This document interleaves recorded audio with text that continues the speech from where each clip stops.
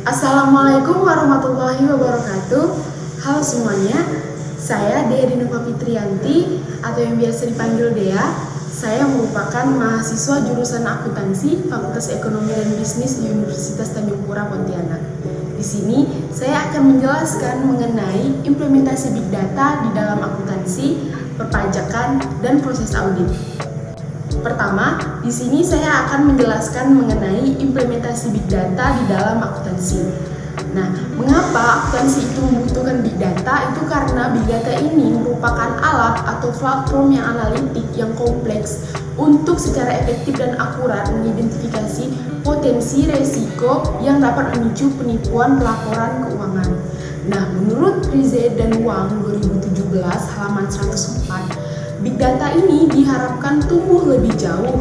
Oleh karena itu, perusahaan dan auditor pada umumnya dan akuntan forensik itu diharapkan secara proaktif mencari penyimpangan dalam Big Data dan mengevaluasi serta mengelola profil resiko dalam menemukan kecurangan dalam pelaporan keuangan.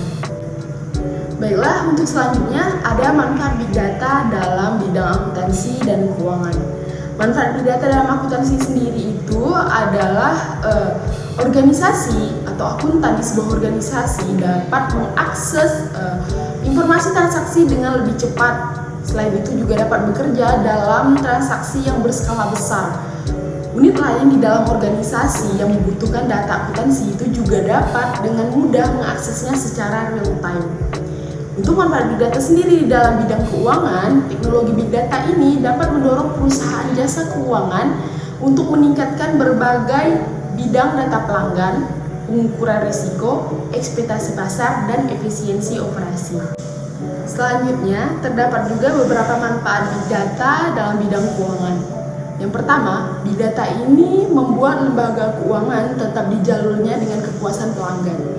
Yang kedua, dengan menambahkan sumber data yang tidak terstruktur seperti panggilan layanan pelanggan dan aktivitas media sosial, lembaga keuangan itu dapat mengukur kepuasan pelanggan dan mengatasi masalah sebelum mereka kehilangan bisnisnya. Yang ketiga, Big Data itu dalam bidang keuangan dapat memfasilitasi manajemen dan peraturan risiko. Dan yang terakhir, dapat meningkatkan pengawasan regulasi yang telah mengubah cara di mana lembaga keuangan ini dapat mendekati risiko. Nah, di sini Big Data Analisis sendiri memungkinkan untuk menilai aliran data secara real time, seperti berita, penelitian, media sosial, audio, video, untuk melacak peristiwa pasar dan mengelola risiko secara lebih cermat. Baiklah, untuk fisik Big Data sendiri di dalam implementasi Big Data di dalam akuntansi itu dapat membantu mengurangi biaya atas penyimpanan dokumen fisik dan juga menghilangkan hambatan atas keberadaan fisik dan ruangan kerja karena dapat diakses di mana saja dan kapan saja. Misalnya, laporan keuangan 10 tahun yang lalu dapat diketahui dengan cepat tanpa harus membuka dokumen fisik, tetapi dapat mengakses dari Big Data perusahaan. Baiklah, untuk implementasi Big Data dalam perpajakan sendiri, Big Data ini dapat meningkatkan pendapatan pajak negara. Mengapa demikian? Karena kesadaran masyarakat terhadap wajib pajak itu masih kurang. Hal ini menyebabkan Dirjen Pajak tidak mampu memenuhi target seperti yang diharapkan.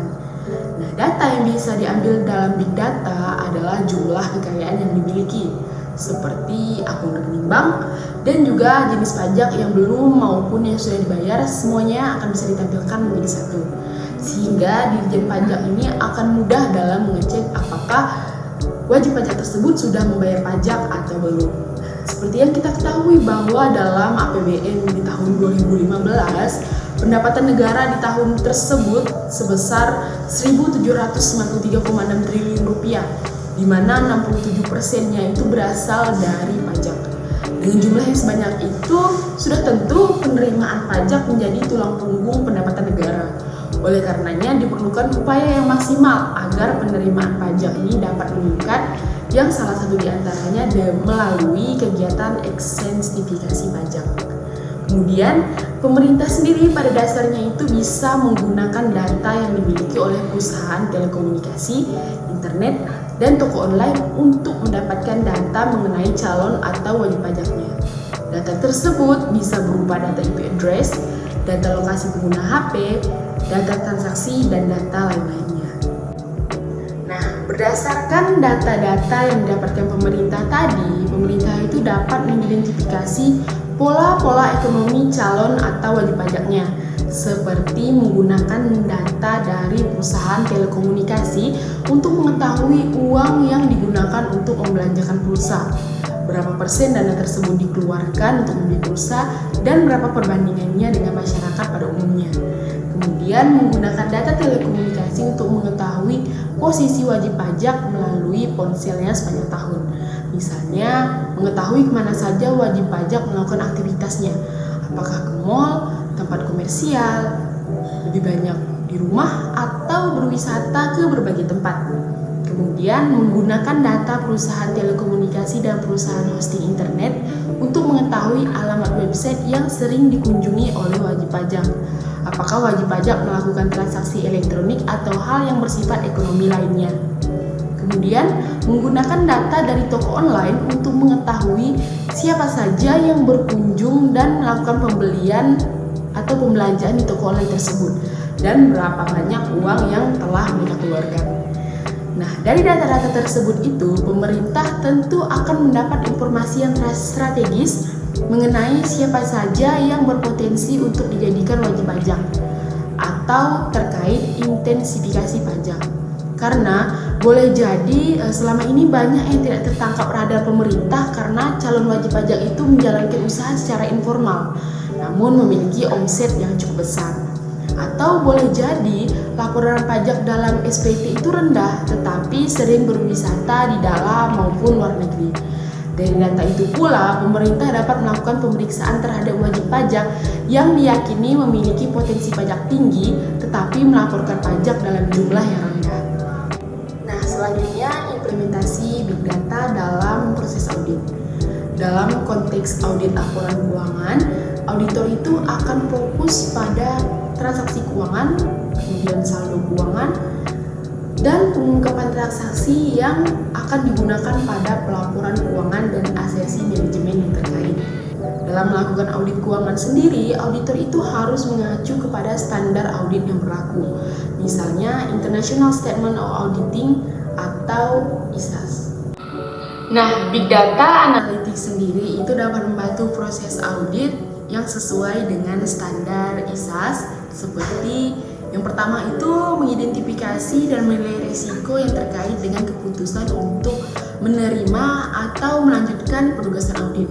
Misalnya adanya risiko kebangkrutan atau kecurangan manajemen tingkat tinggi yang terjadi pada entitas atau perusahaan yang diaudit.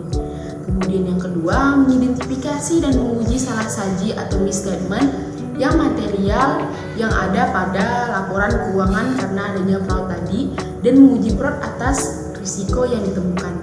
Yang ketiga, mengidentifikasi dan menilai risiko salah saji atau misstatement yang material melalui pemahaman terhadap entitas atau perusahaan yang diaudit dan lingkungannya. Ini termasuk kegiatan melakukan preliminary procedure analysis dan mengevaluasi rancangan dan implementasi pengendalian internalnya dan menguji efektivitas pengendalian internal. Kemudian yang keempat, melakukan prosedur analitis substantif sebagai respon atas penilaian auditor terhadap risiko salah saji yang material.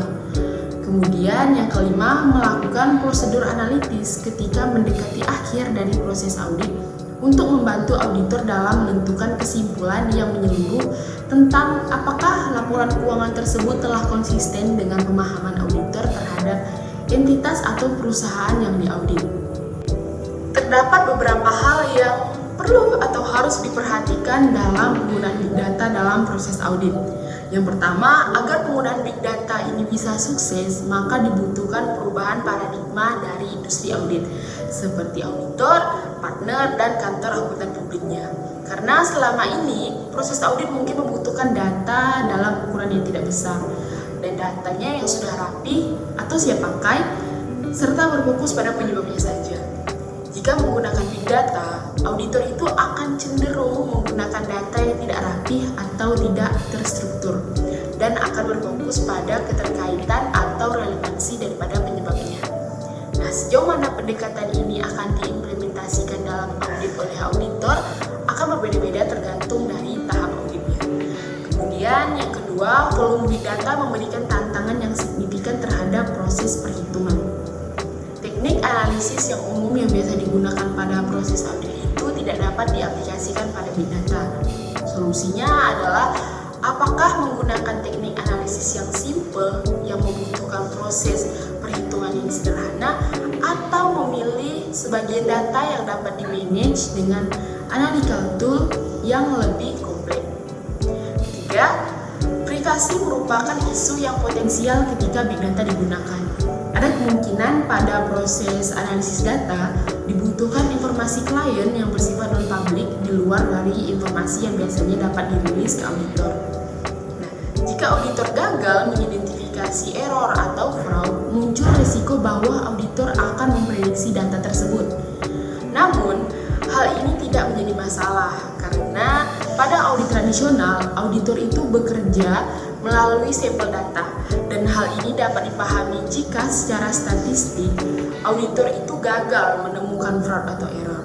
Sebaliknya, dengan menggunakan big data, ada kemungkinan auditor akan dapat menemukan fraud atau error yang tidak dapat ditemukan pada proses audit sebelumnya. Nah, untuk implementasi big data sendiri pada proses audit itu membutuhkan orang-orang yang ahli dalam data analitik, sehingga banyak perusahaan atau instansi itu meng-outsource dari pihak lain.